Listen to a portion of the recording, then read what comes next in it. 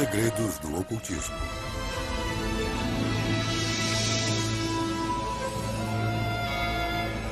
Os magos.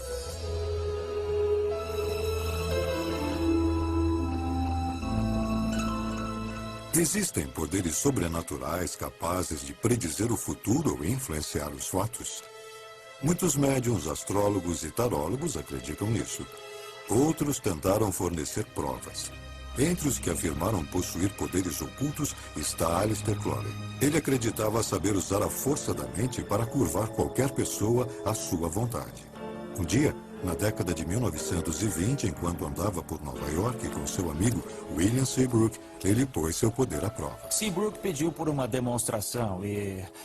Então, Crowley apontou um cavalheiro que estava andando pela rua e disse, veja isso. Crowley começou a imitar o jeito de andar daquela pessoa e, de repente, Crowley caiu de joelhos e se levantou. O homem que ele estava imitando escorregou e caiu na calçada. Ele se levantou, olhou para ver o que tinha acontecido e não pôde entender. E essa foi uma demonstração dos poderes mágicos de Crowley. A história é lendária em círculos ligados ao ocultismo e tomada como prova de um conceito chamado ação à distância. Ocultistas, em geral, acreditam que podem afetar as coisas de longe, seja adivinhando e vendo de longe, seja realmente influindo à distância. A magia é tanto uma arte quanto uma ciência. Certas coisas causam certos efeitos práticos. Ao mesmo tempo, elas têm que ser feitas com certa intenção e até com talento para funcionarem. Seria Crowley um mestre das artes ocultas em pleno século XX, como alguns dizem? Suas crenças não eram novas. Crowley tomou como guias os egípcios, antigos ocultistas que acreditavam que feitiços poderiam curar doenças e fazer as colheitas crescerem. Muitas coisas que eram tidas como sobrenaturais passaram a ser aceitas como fatos. Isaac Newton acreditava que uma força invisível chamada gravidade mantinha os planetas em órbita em volta do Sol, o que é ação à distância.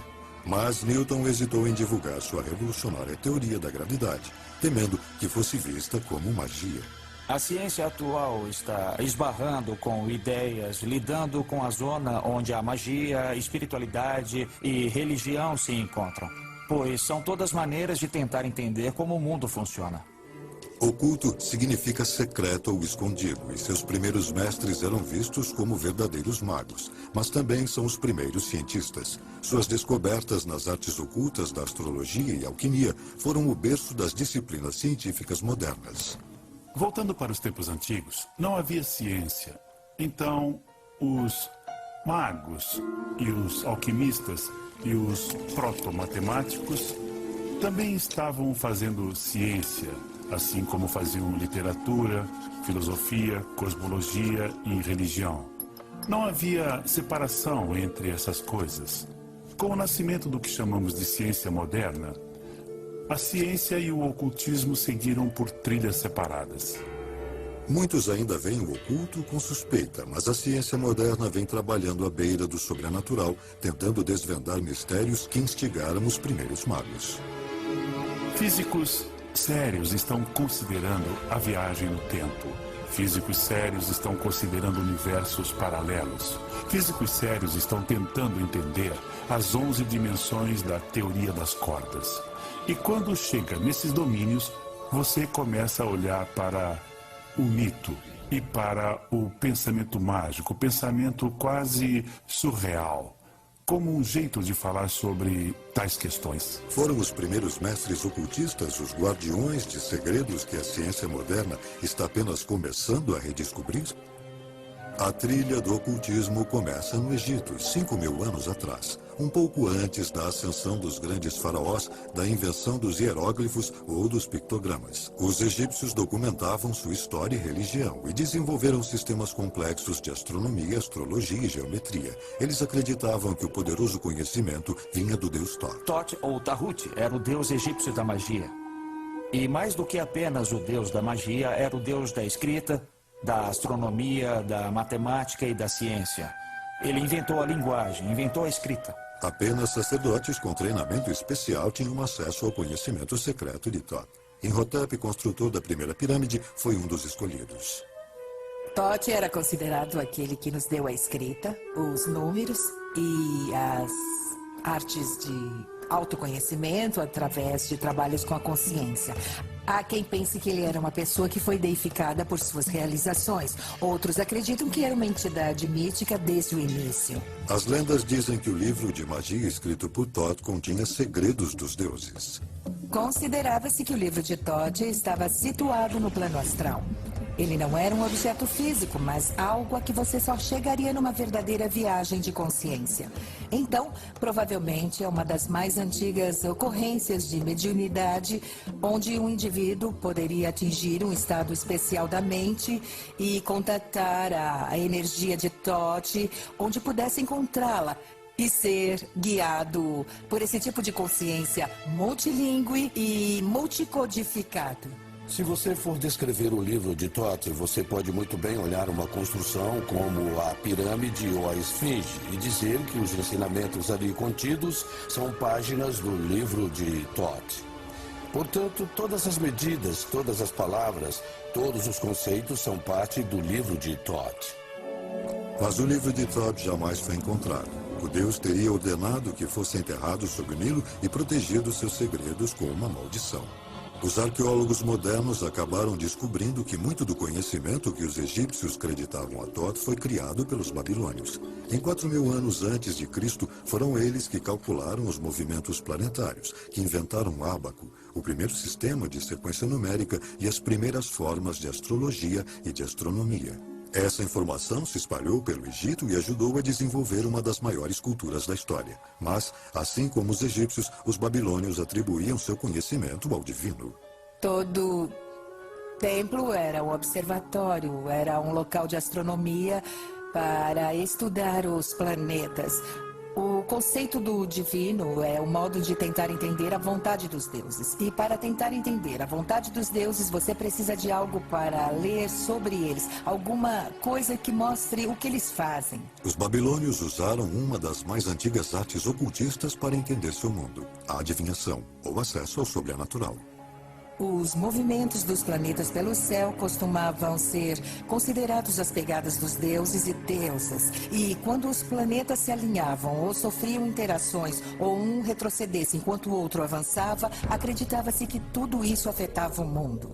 Começou na Idade da Pedra, quando os xamãs invocavam espíritos para garantir sucesso na caçada. Algumas pessoas que ganhavam a reputação entre os antigos de terem experiências místicas tornavam-se os representantes religiosos do clã. Essas pessoas teriam se comunicado pelas vias da imaginação, algo como um diálogo com os deuses ou diálogo com os espíritos, ou teriam afetado algum acontecimento. No Egito, a adivinhação se desenvolveu em um sofisticado sistema de rituais e cerimônias concebido para contatar os deuses que governavam nosso mundo. É claro que estavam tentando influenciar coisas como o sucesso nos negócios ou na colheita. Os egípcios recorriam a rituais, a encantamentos e a símbolos para transmitir todas essas coisas. O próprio faraó era o líder religioso, então ele era provavelmente o mestre praticante tanto da religião quanto da magia. Muito do que era chamado de magia cerimonial, como o preparo de feitiços e o uso de palavras mágicas e de encantamentos, veio dos egípcios. Quando os mercadores fenícios espalharam esse conhecimento pelo mundo mediterrâneo, a magia se disseminou. Eles codificaram o alfabeto que alinhava os sons da fala, o sistema numérico, os signos zodiacais, os planetas e os aspectos do céu. Então você podia, com esse alfabeto, conjurar palavras sagradas, podia contar, avaliar, calcular e podia usá-lo na astronomia. As origens sagradas dessas disciplinas foram gradualmente esquecidas. Em 1212 a.C., morreu Ramsés II, o último grande faraó do Egito. Exércitos invasores conquistaram o Império do Nilo. Seus segredos se perderam, mas não para sempre. Após o declínio da extraordinária cultura do Egito, outra civilização sobressaiu, a Grécia, no século VI a.C., com a ajuda de uma das mais pródigas mentes da história, Pitágoras. O nosso alfabeto, as construções que nos cercam e mesmo a música que ouvimos têm uma dívida com esse brilhante filósofo. Em sua busca por sabedoria, Pitágoras viajou incansavelmente, procurando por conhecimento oculto, que ele encontrou em escolas de mistérios distribuídas por muitas culturas diferentes. Pitágoras sintetizou os elementos dessas escolas numa nova disciplina, a filosofia. Em sua base estavam os números. Ele acreditava que matemática, filosofia e uma compreensão do divino eram inseparáveis. Não podemos dizer que ele originou nada, mas ele condensou e trabalhou o conhecimento daquele mundo e o trouxe para aplicações práticas. Pitágoras identificou os números como os elementos mais fundamentais da criação. Quando olhamos para a ciência da nossa época, percebemos que todo mundo está repleto de constantes matemáticas. Você tem o pi, tem a velocidade da luz, tem a força da gravidade. Então, a ideia de que os números descrevem o mundo é adequada. Em 518 a.C., Pitágoras abriu uma escola na região de Crotona, ao sul da Itália. Seus discípulos, cautelosamente selecionados, eram chamados de matemáticos. Sua iniciação era rigorosa, 3 anos introdutórios, seguidos de 5 anos de silêncio absoluto, mais 5 anos de treinamento. Só então, os estudantes estavam prontos para aprender os mistérios mais sagrados dos números. Ele queria produzir filósofos como ele, então era preciso ser circunspecto e ter muito autocontrole para conseguir ficar em sua escola. Pitágoras transformou o sistema numérico dos babilônios numa ciência sagrada. Eles pensavam que o número era como Deus, então conectar-se com isso era como conversar com Deus. E disso surgiu muito simbolismo, inclusive posteriormente a numerologia, a cabala e coisas assim. Pitágoras descobriu que as escolas de mistérios partilhavam a crença de que toda a criação se unificava em Deus. Ele fez uma obra enorme explicando o mistério dos números, mostrando como o 1 se divide e vira 2. O 2 encontra síntese e faz 3. E o 3 se rompe e vira as 10.000 coisas. E a mesma história você lê no I Ching e em outros documentos metafísicos antigos, porque todo mundo estava tentando entender como o número se relaciona com um todo. Muitos acreditam a Pitágoras e sua escola o desenvolvimento da numerologia e do eficiente alfabeto grego, posteriormente adotado por grande parte da cultura ocidental. Pitágoras também usou números para decodificar a música, que os gregos consideravam a linguagem dos deuses. Ele inventou o monocórdio, que definiu a proporção numérica das escalas musicais. Pitágoras acreditava ter solucionado os mistérios do universo. Mas também havia a ideia de uma música das esferas, a ideia de que o próprio céu estava tocando uma peça de orquestra. Os próprios planetas se arranjam em volta do Sol em intervalos harmônicos. A luz branca se refrata em cor em intervalos harmônicos. O som também é harmônico. Você sabe, a sequência harmônica que vem de uma determinada nota. As notas e os sobretons são todos governados pela mesma matemática. E foi Pitágoras quem articulou o cálculo harmônico para o Ocidente. Por fim, a exclusividade da escola de Pitágoras causou sua queda. Em 508 a.C., a escola foi incendiada. Chegou a um ponto em que suas escolas foram atacadas e destruídas, seus seguidores foram mortos.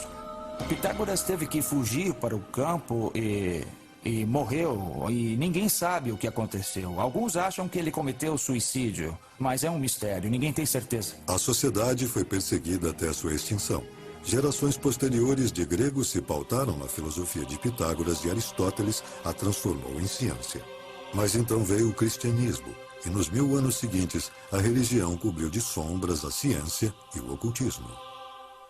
Durante os primeiros 15 séculos do cristianismo, o conhecimento ocultista ficou relegado à clandestinidade. Quando a consolidação judaico-cristã da espiritualidade ocidental se tornou o modelo obrigatório, a magia passou para a marginalidade e se tornou um assunto proibido e maldito.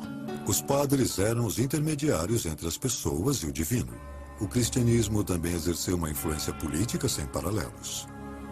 A igreja havia desenvolvido uma hierarquia, assim como a ideia de que Deus falava através do Papa, que transmitia seus desejos para os demais. A igreja também se firmou através de alguns monarcas. A igreja insistia em seu acesso exclusivo à autoridade divina. Como em qualquer situação, se todo mundo pode fazer, então você não pode dizer que seu grupo é bem especial. Por séculos, a Europa Ocidental viveu sob o controle da igreja. Na Idade Média, a magia se tornou um ato de rebeldia perpetrado como um ato anticristianismo contra a autoridade da igreja. A igreja perseguiu os ocultistas, condenando-os por acreditarem que o indivíduo poderia ter acesso direto a Deus. Eles pegaram todo o conceito de hierarquia clerical, os padres, a própria igreja como local de culto e disseram: não, você não precisa de nada disso. O que você precisa é procurar dentro de você pela faísca divina. Mas no século XIV, o ocultismo viria a se reerguer. Ironicamente, parte da responsabilidade disso coube à Guerra Santa da Igreja, as Cruzadas. Os monastérios do leste, na fronteira com o mundo muçulmano, haviam preservado textos antigos dos gregos e dos ocultistas. Estudando-os por curiosidade, os cruzados retornavam levando um grande número desses documentos de volta à Europa. Esse conhecimento começou a vazar. Pequenas coisas foram sendo encontradas nos monastérios. Uma estrutura aqui, um texto ali. Então circularam rumores de que tinha havido um aprendizado muito maior no passado. A redescoberta alimentou um renascimento cultural extraordinário. Esse é o ponto em que as pessoas começaram a perceber: os antigos tinham muita sabedoria. Então surge uma nova reverência pelas tradições egípcias, gregas, romanas e hebraicas também, porque as pessoas estão em busca de conhecimento e informação e querem entender os segredos dos antigos. A Renascença trouxe um novo espírito de aprendizado e academias se espalharam por toda a Europa. No século XV, Marcello Fatini fundou uma das mais progressistas da Itália. Com o apoio de seu mecenas, Cosimo de' Medici, Fatini adquiriu e traduziu uma coleção de documentos de autoria acreditada a um misterioso mago egípcio chamado Hermes Trismegistus. Os livros eram uma série de diálogos onde o deus Hermes e outros transmitiam segredos do universo. Um dos documentos era uma pequena peça chamada Tábua Esmeraldina, que se tornou a Bíblia dos ocultistas renascentistas. Nesta tábua estava escrito, assim dizia a lenda, ela tinha 12 ou 13 linhas e essas linhas começavam com assim no céu como na terra, porque havia essa ideia de que o padrão do universo, o padrão das estrelas e de todo o universo se repete na terra. O Hermético restabelecia o ensinamento das primeiras escolas de mistérios, de que os seres humanos possuem uma natureza divina. Então é esta a grande meta da iniciação hermética e qualquer outro tipo de iniciação. É transcender nossa mortalidade para voltarmos ao nosso estado original de unidade espiritual. O Hermético fascinou os acadêmicos renascentistas e resgatou o ocultismo. Poderia a ideia de que os seres humanos têm um canal direto com Deus suplantar a autoridade da igreja? A descoberta do Hermético durante a Renascença criou uma nova geração de ocultistas. Eles procuravam combinar religião, ciência e magia, uma perigosa empreitada numa sociedade regida pelo cristianismo. John Dee arriscaria sua vida para estudar tais lições. John Dee foi um gigante. John Dee foi a encarnação do ideal de um ser iluminado, de um ser que teve a compreensão espiritual de seu papel e missão de vida. E era dotado de uma inteligência superior. Mas, como Pitágoras, ele pagaria um grande preço por ousar investigar a sabedoria dos deuses. Como bom renascentista, Dee seguiu os passos de Paracelso. Ele se valeu da experimentação e se tornou um cientista talentoso, inventor, matemático, criptógrafo brilhante e pioneiro no campo da navegação. Mas ele também era um ocultista, era um feiticeiro, um astrólogo, era astrólogo pessoal da corte da Rainha Elizabeth. E, desse modo, seus interesses eram essencialmente estar em sintonia com o pensamento de seu tempo. Não havia uma distinção clara entre magia e ciência, e ele estava tentando compreender o mundo à sua volta. Quando a Rainha Elizabeth assumiu o trono da Inglaterra em 1558, ela nomeou Dee o astrólogo da corte. Mas sua influência foi muito além dessa posição. O famoso mago da Inglaterra também era um espião da rainha.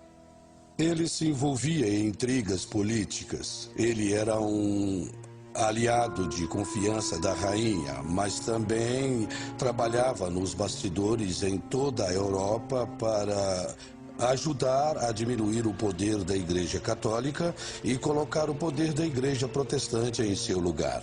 Guiada por Dee, a Rainha Elizabeth legitimou oficialmente a ciência oculta mais significativa da Renascença, a alquimia. Os alquimistas tinham duas metas: curar doenças e transformar metais básicos em ouro. Eles acreditavam que obteriam sucesso ao encontrar a pedra filosofal, um agente místico que também levaria os alquimistas a um elevado estado de consciência.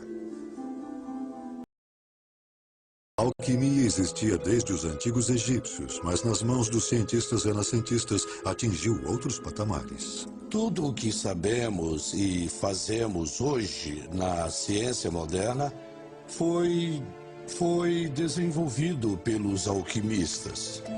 Técnicas de laboratório eram parte da tradição alquímica. A observação de resultados e o método científico são filhos da alquimia. Os alquimistas estavam na vanguarda da ciência. Eles descobriram o fósforo, o zinco, a destilação do álcool, a natureza microscópica das doenças. Eles foram os primeiros a entender como o sangue circula no corpo. A Igreja via seus experimentos heterodoxos e avanços científicos com suspeita crescente. Estavam acelerando o que a natureza faz, acelerando a velocidade da transformação dos metais, acelerando a velocidade da interação das substâncias e ampliando a consciência. E a Igreja achava que você não podia acelerar as criações de Deus sem recorrer aos demônios. À parte seu trabalho com alquimia, a verdadeira paixão de Dee no ocultismo era a adivinhação. Ele acreditava que podia aplicar métodos científicos para se comunicar com seres sobrenaturais. A obsessão de Dee por contatar anjos teria consequências desastrosas. A arte de manipular objetos como ossos, folhas de chá e cartas de tarô vieram do leste muçulmano no século XIV e se tornaram um método popular de predição. Mas Dee usava um método chamado de cristalomancia. Confiava na bola de cristal para visualizar informações sobrenaturais. A cristalomancia é uma técnica muito antiga. Usa-se vidro, espelho, reflexo da água, tudo que tem uma superfície refletora.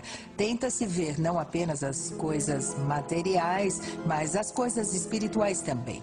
Os esforços de Dee fracassavam até o dia em que um jovem chamado Edward Kelly apareceu à sua porta. Kelly parecia ter talento para ver o mundo das sombras.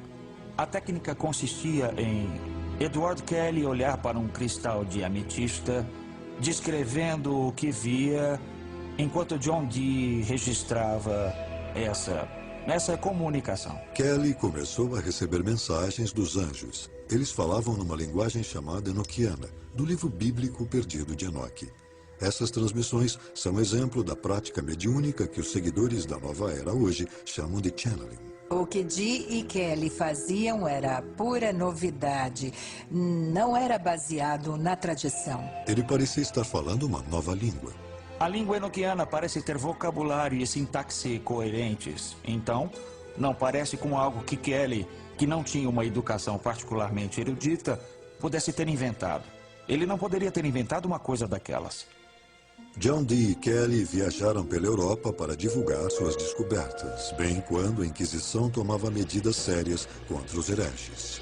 Bastava uma pequena mudança nas circunstâncias políticas ou religiosas para que algo considerado excepcionalmente maravilhoso fosse considerado demoníaco e perigoso. Dee voltou para a Inglaterra, onde descobriu que uma turba havia destruído sua inigualável biblioteca e seus instrumentos científicos e de ocultismo. Ele havia perdido sua posição na corte. O homem que começara como cientista influente da Renascença acabou sem um tostão, acusado de feitiçaria. A queda de John Dee foi o começo do fim para o ocultismo. As práticas foram taxadas pela Igreja como obra de possessão demoníaca. Do século XIV ao século XVI, mais de 40 mil pessoas foram executadas por bruxaria. As ideias ocultistas se enclausuraram nas sociedades secretas, como a maçonaria e a Rosa Cruz. Eles começaram a entrar em irmandades secretas e outras organizações porque eram ideias muito poderosas e perigosas. Perigosas para o status quo, perigosas para a religião dominante. Então, há elementos de segredo e de marginalidade associados a esses temas. Esses portos seguros começaram a florescer por toda a Europa. Sociedades secretas foram fundamentais para a nova era do iluminismo, que tomou a Europa no século XVIII e ajudou, inclusive, a fundar a democracia norte-americana. A participação nessas organizações caiu drasticamente em meados do século XIX, quando as pessoas se voltaram mais para questões cívicas do que para o ocultismo. Na zona rural de Nova York, duas irmãs inspiraram uma obsessão nacional com o ocultismo. A magia iria dominar a imaginação novamente. Em 31 de março de 1848, as irmãs Leah e Margaret Fox declararam publicamente que haviam entrado em contato com espíritos do além. Quase que da noite para o dia, os norte-americanos tornaram-se fascinados pela comunicação com os mortos. As irmãs Fox usavam uma técnica chamada sessão, que logo se tornou um dos passatempos mais populares do país. As pessoas se reuniam em quartos escuros com um médium que tentava entrar em contato com o mundo dos espíritos. Havia pandeiros e sinos que soavam e os médiuns eram capazes de liberar ectoplasma pelas narinas e pela boca. Era uma substância espiritual que permitia aos espíritos dos mortos se manifestarem ou até aparecerem. Em outros casos, o médium se tornava um conduíte, um canal pelo qual os falecidos podiam falar. Muitos espiritualistas acreditavam que chegariam a uma prova científica da imortalidade da alma e ganharam um grande ícone quando a russa Madame Blavatsky chegou em Nova York no ápice da popularidade do espiritualismo. Ela logo se tornou a autoproclamada decodificadora dos antigos segredos ocultistas. Ela cresceu numa maravilhosa biblioteca ocultista que seu pai havia reunido. Ela entendia as conexões entre diferentes culturas e ensinamentos espirituais e estava tentando corrigir os erros do cristianismo ao importar misticismo e espiritualidade de outras culturas. Nascida na Ucrânia em 1831, numa família da baixa nobreza, Blavatsky se casou cedo, mas abandonou o marido para passar 10 anos viajando pelo mundo. Ela afirmava ter estudado com místicos da Índia e do Tibete. A médium exótica apreciadora de charutos se tornou sensação nos círculos ocultistas. Ela não aceitava limite algum. Ela era uma das pessoas mais eruditas que alguém poderia conhecer naquela época, mas ninguém entendia como um intelecto tão poderoso está num corpo de mulher, mudando tudo que se conhece e produzindo tamanha inspiração. As sessões de Blavatsky eram o assunto de Nova York. Cartas misteriosas apareciam, escritas por líderes espirituais que ela chamava de Grande Fraternidade Branca. Blavatsky não foi capaz de não se aproveitar da popularidade de suas sessões para defender sua própria causa. Ela usou as sessões para um efeito bem espetacular, para materializar cartas escritas por mestres falecidos como instruções que eram passadas a ela. A fraternidade ditava os livros que se tornaram o fundamento de uma nova ciência do misticismo, a teosofia.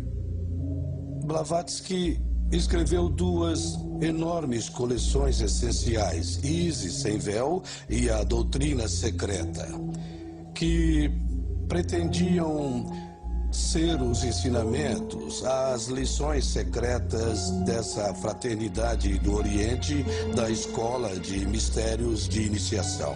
E ela transformou totalmente o panorama da civilização ocidental ao introduzir tais conceitos.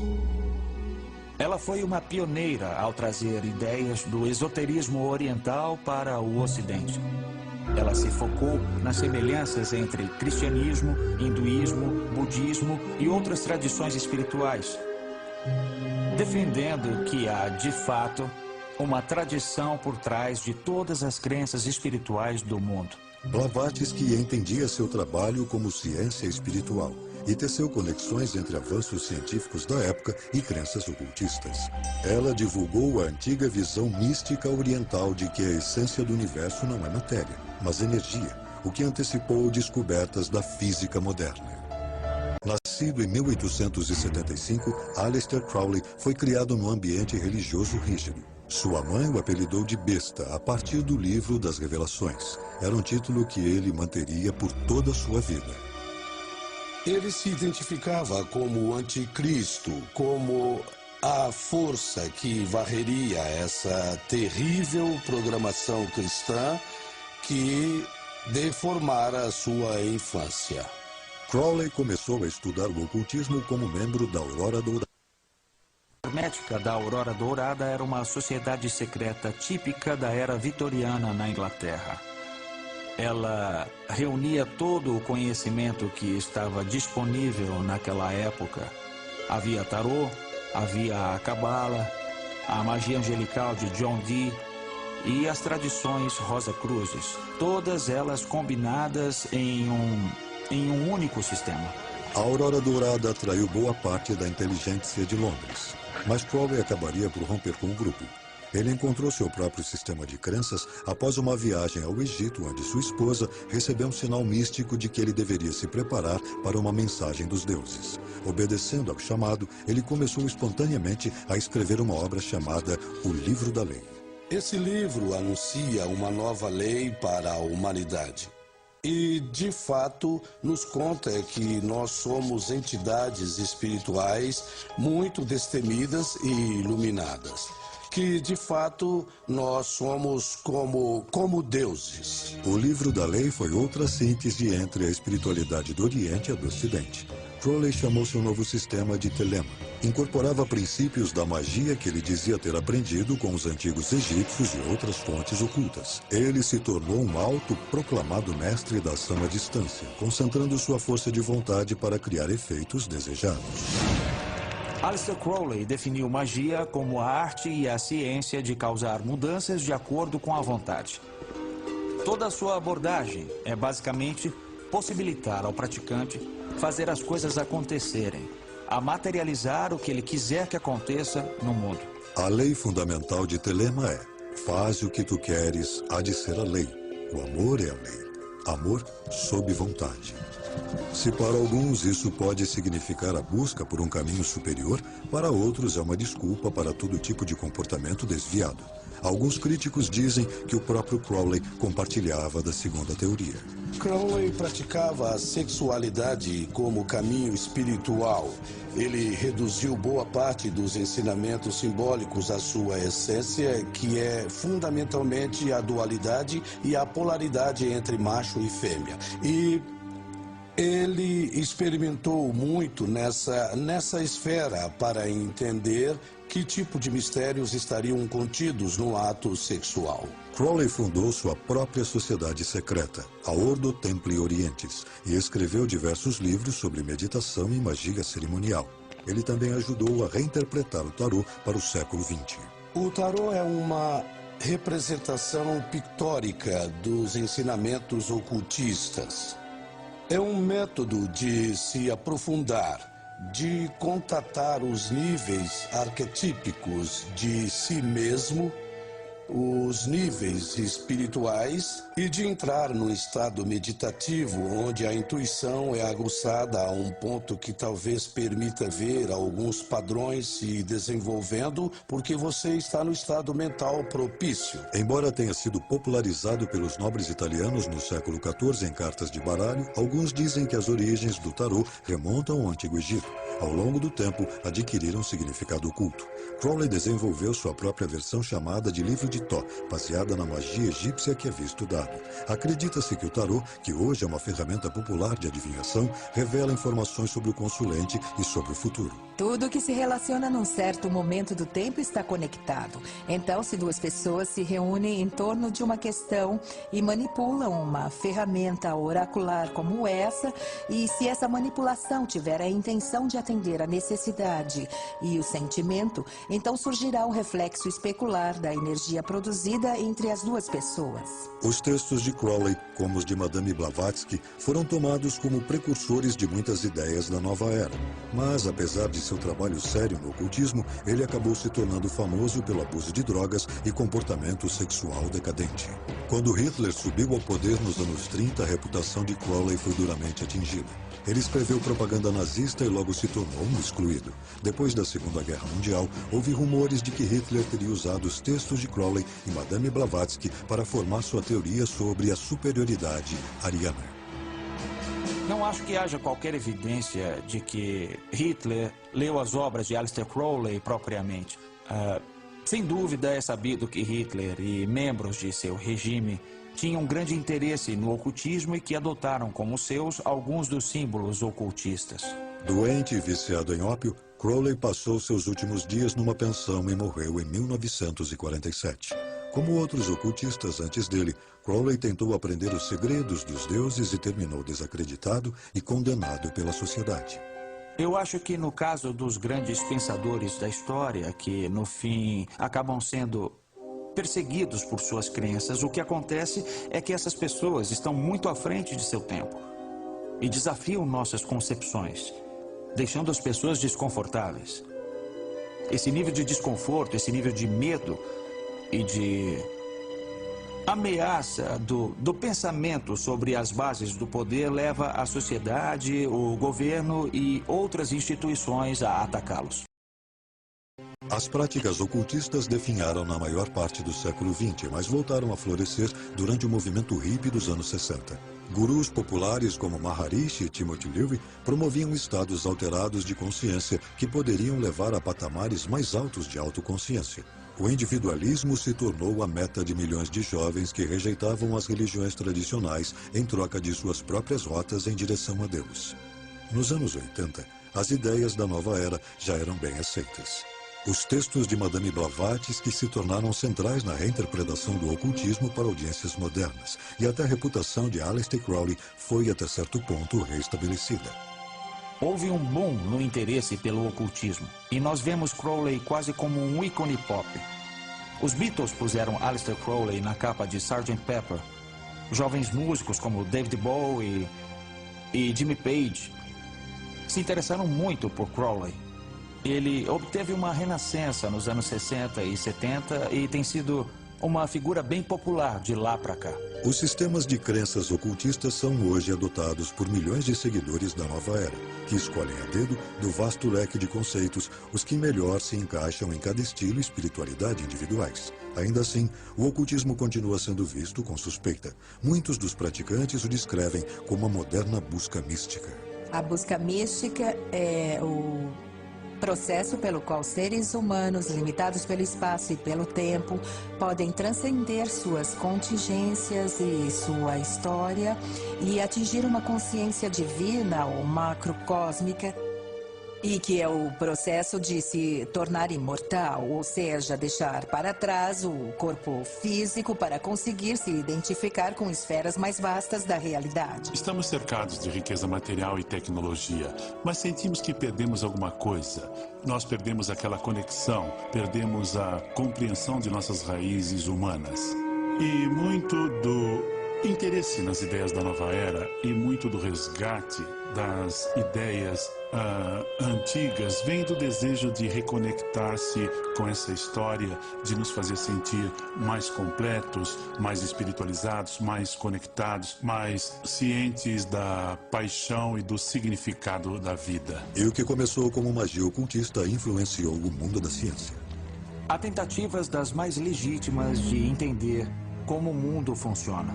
Não haveria astronomia hoje em dia se os antigos astrólogos não tivessem estudado o céu. Não haveria química hoje em dia se não fossem os alquimistas. Havia segredos que eles pensavam se referir ao segredo da vida eterna. O segredo de se livrar das doenças, os grandes segredos de transformação, por exemplo, do chumbo em ouro, que não era a única meta. Talvez uma das transformações seria a do ser humano num Deus na Terra. E é uma coisa maravilhosa que agora tenhamos a física de partículas, com pessoas pensando que a vida é pura energia. E que talvez haja uma conexão entre todas essas ideias. Talvez o poder de se tornar Deus seja a habilidade de transformar a si mesmo. A medicina e a ciência se beneficiaram do legado do ocultismo. E no futuro, o que chamamos de magia pode ter um papel em descobertas ainda maiores. No campo da ciência, temos uma cultura de especialistas muito focados em áreas particulares. Então eu acho que alguma coisa da natureza holística do passado é necessário para fazer a revolução que nós ainda não conseguimos fazer na ciência. As crenças podem nos cegar. Sejam crenças religiosas ou crenças científicas.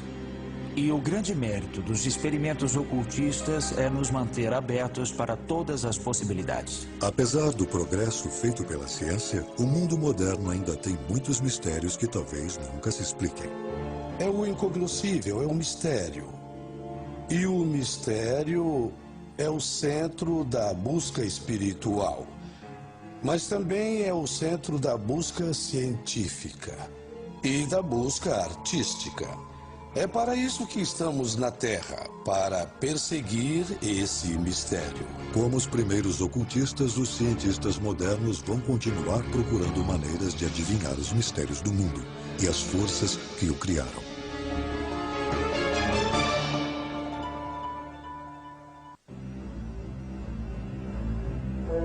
Versão brasileira, Tempo Filmes, São Paulo.